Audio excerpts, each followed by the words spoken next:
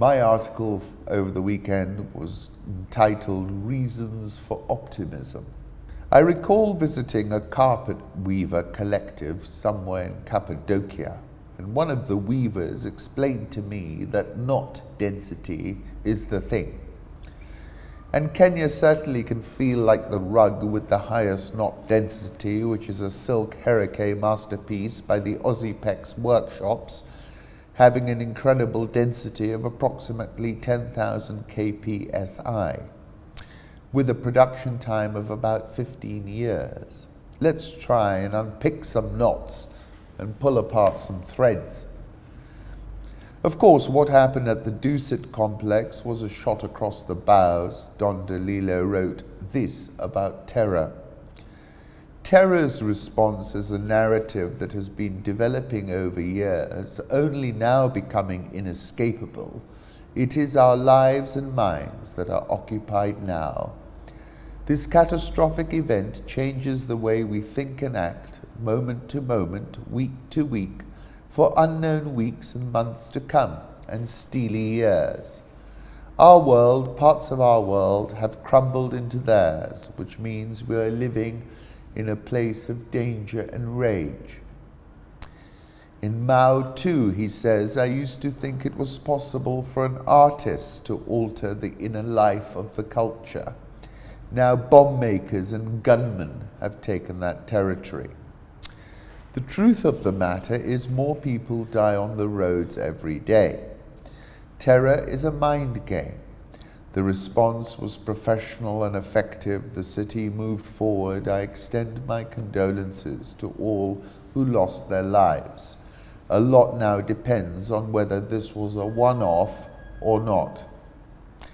The politics, which took a new trajectory post the handshake and always remains front, center, and frankly supersized in the scheme of things, culminated with this headline in Bloomberg, bylined by David Herbling and Eric Ombok.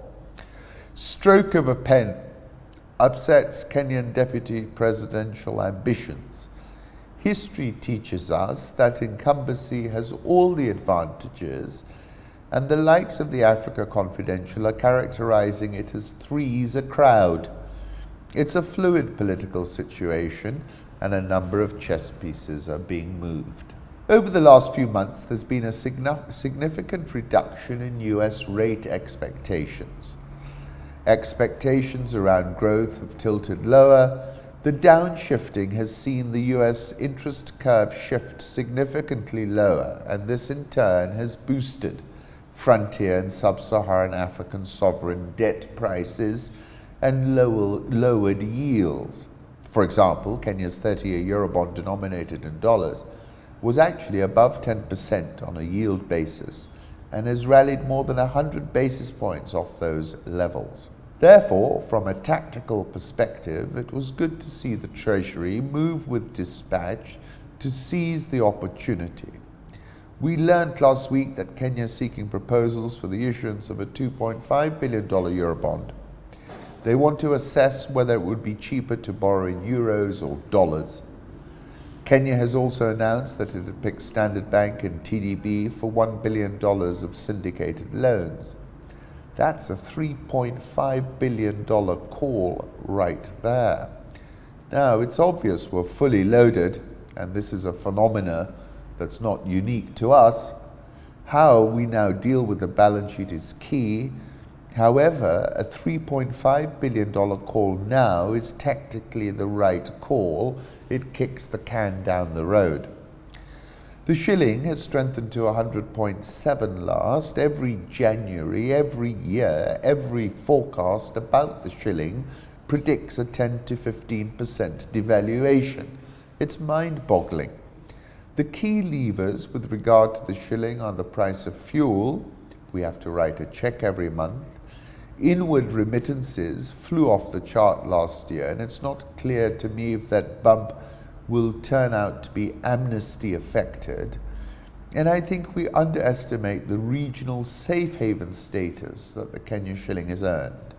A move below 100 would catch a lot of people off guard.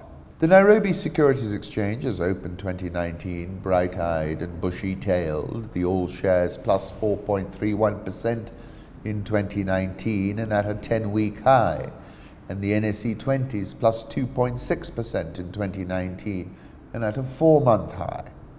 There's been a flurry of activity. India's Bharti Airtel is in talks to buy Telkom Kenya. Bharti Airtel is keen to fatten up its Africa business ahead of an IPO. Banking is seeing some consolidation with the planned merger between CBA and NIC Bank and a buyout of Jamii Bora. Private equity has taken a big bite of the Kantaria's Prime Bank. Digital banking stays red hot. Safaricom notched up 1 million users for its new overdraft feature on the M-Pesa platform in just 8 days. Safaricom launched the new overdraft feature called Fulisa on January the 7th this year. We got 1 million customers by day 8, and by day 8 we had lent $10 million. Now we're probably at $15 million, said Mr. Collymore to Reuters. If you don't have enough cash, you simply draw down from the overdraft and you keep drawing down until you have got to your overdraft limit, which is predetermined by an algorithm. I attended the East African Breweries investor briefing and interviewed a very svelte and front-foot CEO, Andrew Cowan, at the newly minted Serena Hotel, Nairobi. Buy notes have been landing with some regularity in my inbox of late. EABL reported an 18.256% headline revenue gain to 41.574 billion, and a 33.448% spike in first half profit before tax. They lifted the interim dividend 25%, and cash equivalents rocketed 91% to 8.757 billion, always a good sign. Plenty of innovation and granularity around its offerings, of which Uganda Waragi pineapple is an example, but which I've yet to partake. Tanzania was also kicking on with the Serengeti trademark at #1 in the country. Of course, they placed a $140 million bet on the lake economy via their Kisumu investment. Performance will build through the second half, I am sure, and therefore Friday's price surge is sustainable. The report regarding Kenya picking Standard Bank and TDB for $1 billion of syndicated loans is on rich wrap-ups if you want to have a look.